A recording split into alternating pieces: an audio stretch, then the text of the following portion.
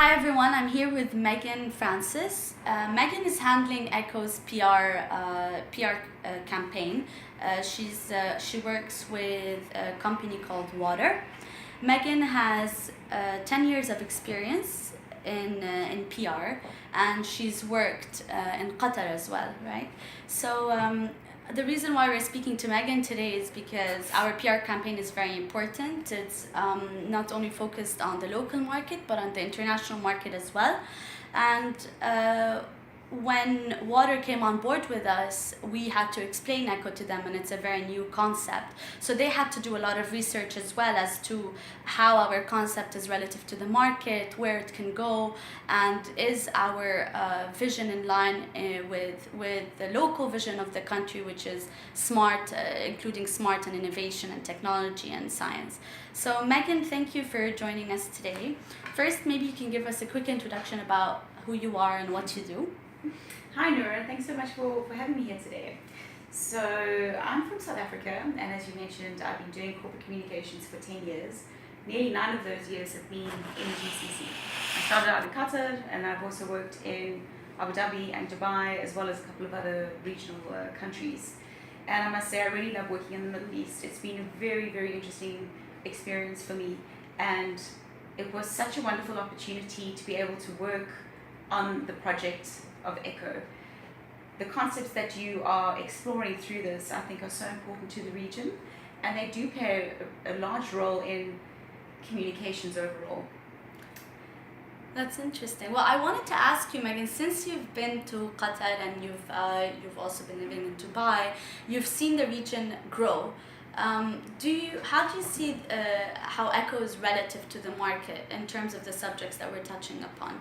I mean, do you feel, and how are they related to communication? I mean, do you feel that there's a difference in the way that you were able to communicate 5 years ago versus now, whether it's through newspaper or? Yeah, absolutely. I think the concepts are so important and so relevant to the region.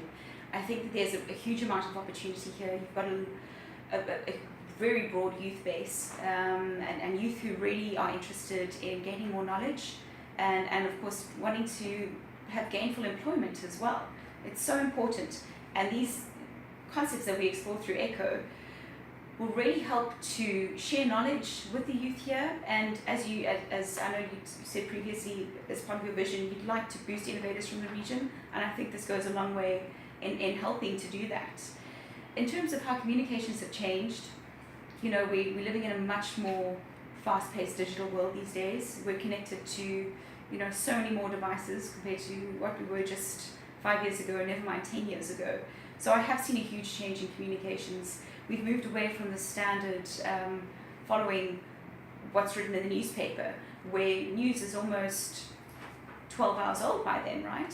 Now we're in the age of citizen journalism, where people can tweet as something happens immediately. They could see something unfolding in front of them and immediately send it over to BBC, and that makes your headline within 5 minutes. It also means it's a real game changer for reputation, because your reputation can be built up over 10 or 15 years and lost in 1 to 5 minutes. Yeah, an example is you know, the CEO of Shell, when there was an oil leak, this one, and they denied it, whereas it was quite apparent that if you just did a simple Google search, this was actually happening. And that was you know, the share price just plummeted, and people lost a lot of respect and a lot of trust in the company. So you know, reputation is completely different in a digital world, and it's absolutely paramount for businesses to operate in a more transparent way. We're able to pull any type of data and information from our laptops, from our smartphones. We don't have to rely on what companies used to tell us in an old Kellogg's ad, or, you know, just something on TV. We're able to inform ourselves and make better decisions. So companies need to operate in a far more transparent way. They've had to innovate the way that they communicate with the public. You know, if you think about public relations, it's how a business or a government relates to the public. And there's a number of different ways to do that.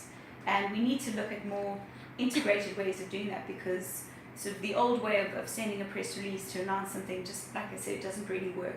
We need to be reaching people in an instant on their smartphones, telling them exactly what it is that they need to know, especially in an age where they're being blasted with so many different messages. We also need to find a way to cut through, actually, to make some sort of an impact. To cut through the noise. Absolutely. And as a communicator in the region, it's important that we continue to innovate the way that we do this. But more so than that, we need to be helping society. Businesses at large need to make sure that what they're doing at the end of the day is helping society, because again, that informed consumer can quickly understand if there's any type of issue with the product that you're selling or the way that you've positioned it as such in the market. So it's really important for us to be transparent and to make sure that we're meeting the needs of society. Otherwise, you're communicating a lie, and that's the worst thing you could do. True. Well, Megan, there's been a lot of talk about robots and robots taking over certain jobs. Do you think that a robot can ever do what you're doing? Can they communicate to the market? Can they reach out to the brands? Can they, can they write the things that you write about? How do you see it going? Because all of this talk is scaring some people, right? And they're saying that robots can practically do anything. I mean, a robot played a chess game against the top chess player in the world and won. So do you think a robot can ever take your job? It's such a great question, and actually a conversation I'm involved in right now with a lot of thought leaders on LinkedIn. I think that technological advancements are absolutely amazing, and robots can perform so many wonderful functions. And I think that we are going to have to find a way to work more closely with them in the future. I don't see it as robots taking over our jobs. I see it as them taking over certain jobs, and perhaps new, different jobs open up for humans to then do, because they need to sort of manage the process at the end of the day.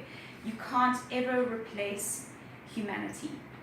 I don't think that will ever happen. And there's actually one of the confirmed speakers for Echo Dubai, Dr. Kurt van Mensvoort, who explains this in a far more eloquent way than I ever could. And he's come up with this concept called next nature, where he sees a new nature unfolding, one that we've actually created, and one in which we learn to work far more closely with technology for a much better way of life. So I don't think that that's ever going to happen. I think it would be wonderful if bots could write the way that I write. I would pay them to do my job any day. Could it happen? Perhaps. I don't know. But I think that there's always that soulful human element that needs to play through, and I'm not sure a robot could ever do that. So you don't think, let's say, a famous actor could sit down with a robot and have a robot interview him or her? I think it actually could be a great PR stunt. You could do that, but would the robot be able to quickly think on its feet if the actor said something that it needed to sort of jump on or respond to? They could be programmed that way, but I think they're always going to have these different programmed answers, and again, that sort of soulful element would be missing, and perhaps the humorous element. Although I do believe some of these robots can tell some pretty good jokes. No. I don't know, we'll have to see.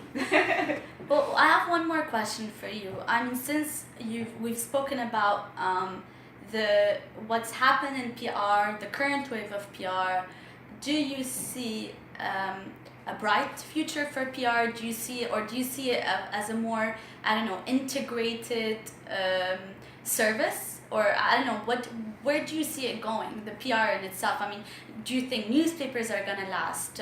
People are going to be able to, as you said, read through different devices. Maybe newspapers are going to stop publishing and they have to read through something else. I mean, how relative will PR still be, do you think, 10 years or 20 years from now?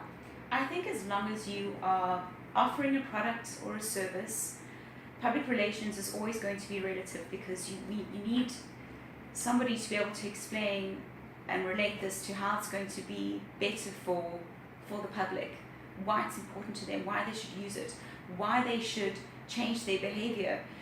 That's something that I'm quite passionate in, is a behavior change campaign.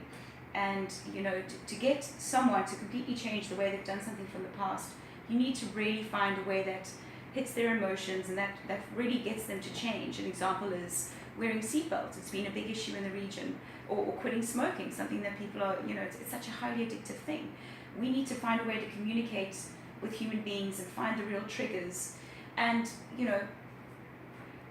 whether that's through newspapers or whether it's through big billboards or whether it's through, interactive videos.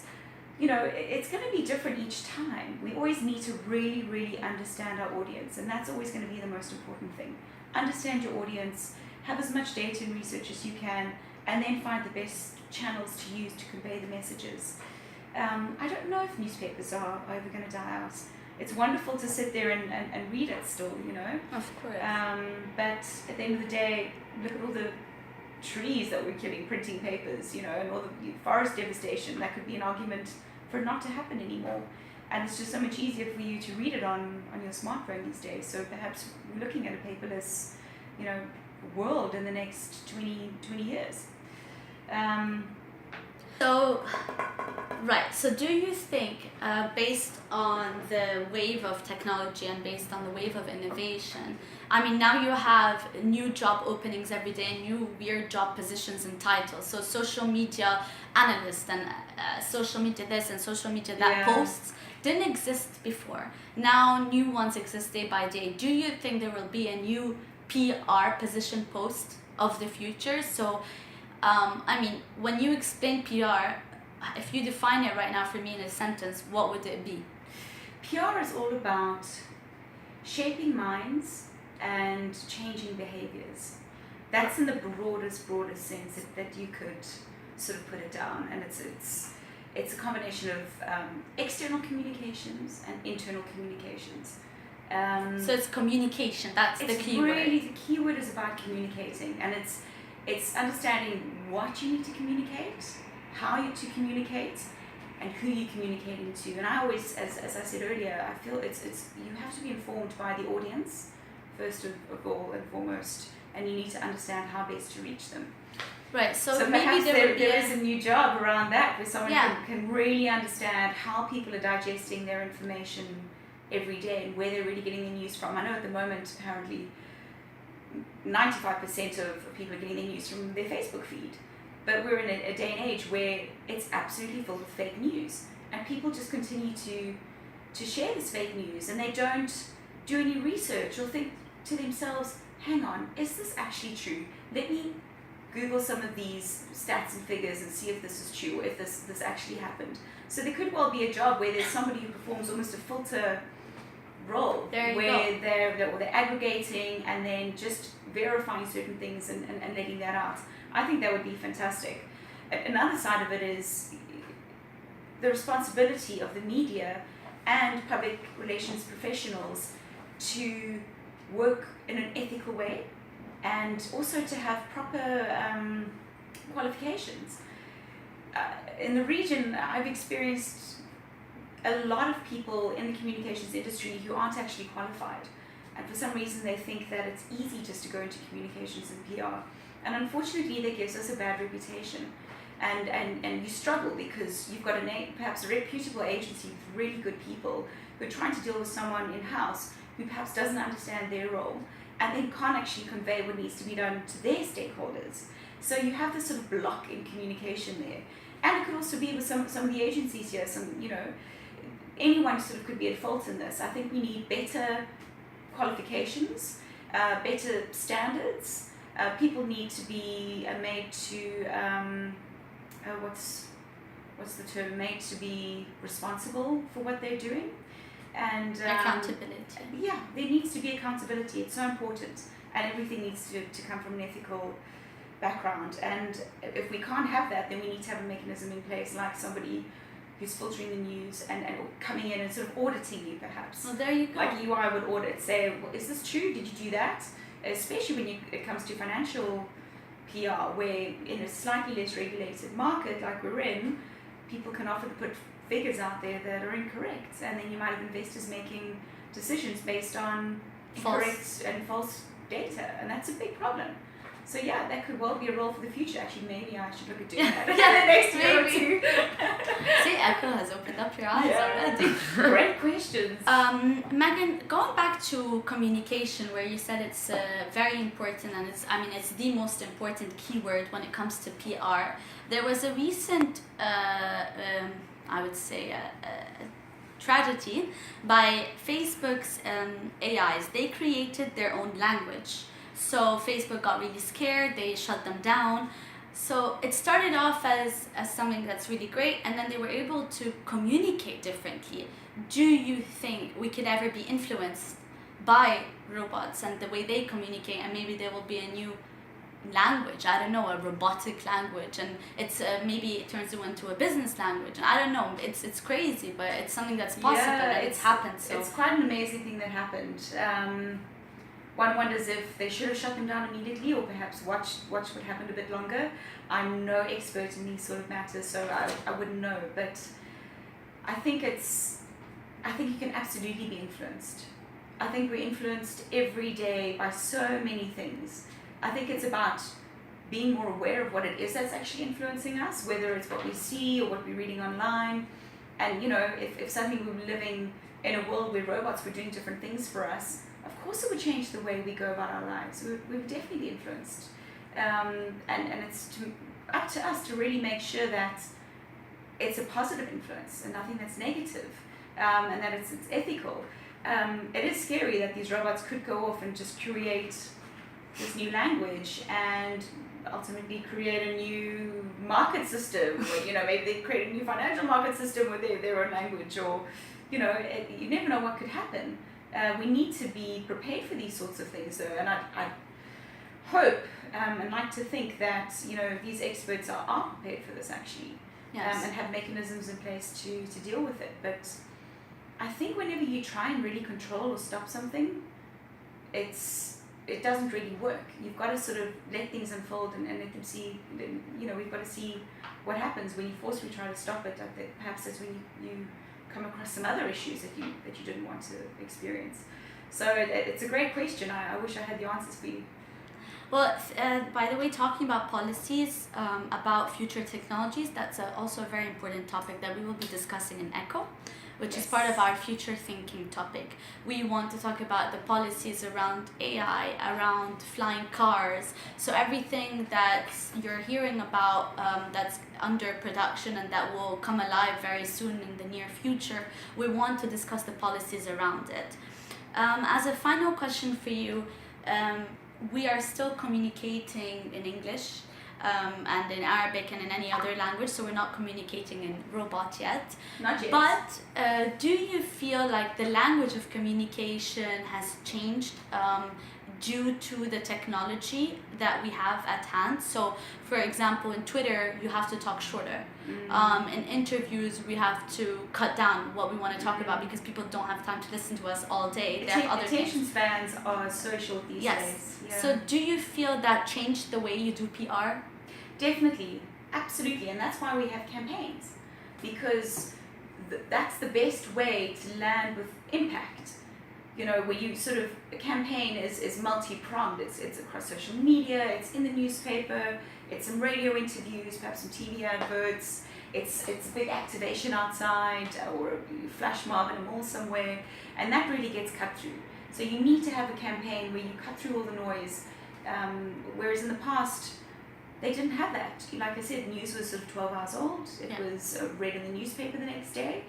People wrote in some of their opinions in their letters. They wrote them themselves. Nowadays, we write letters for CEOs.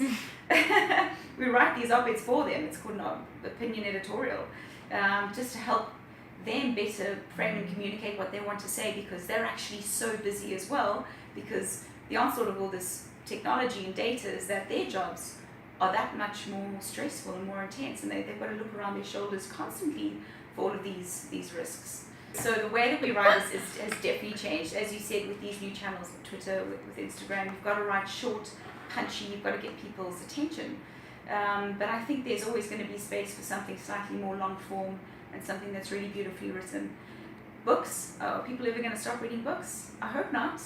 I really hope not. I think a journey into a book is a way to really escape, and another way to completely open your mind. And it's not an immersive experience or three-dimensional, but it still works. Yeah. It still triggers our imaginations, and hopefully it still will for future generations to come. Or maybe we'll find a way to like visually Read. Yeah, we'll just open the book and you've got your hologram that's showing the story. But like VR, for example, you Yeah. wear it and you're completely immersed into this world Yeah, where you don't have to exactly. read about it, you experience it. yeah, and maybe we get to a point where we don't read anymore because we actually don't need it. That could be the future for us. Could be. Yeah, so it could all just be visual content. It's Yeah. not everything in words and letters, and maybe we just have, we stick with our mathematical language. I don't know what the future holds. I hope Echo will tell me. Well, thank you so much, Megan. So I hope you work on this new business idea, Yes, definitely. You've given me a lot of the food for PR of thought. the future, and we'll talk soon. Thank you so much, Noura.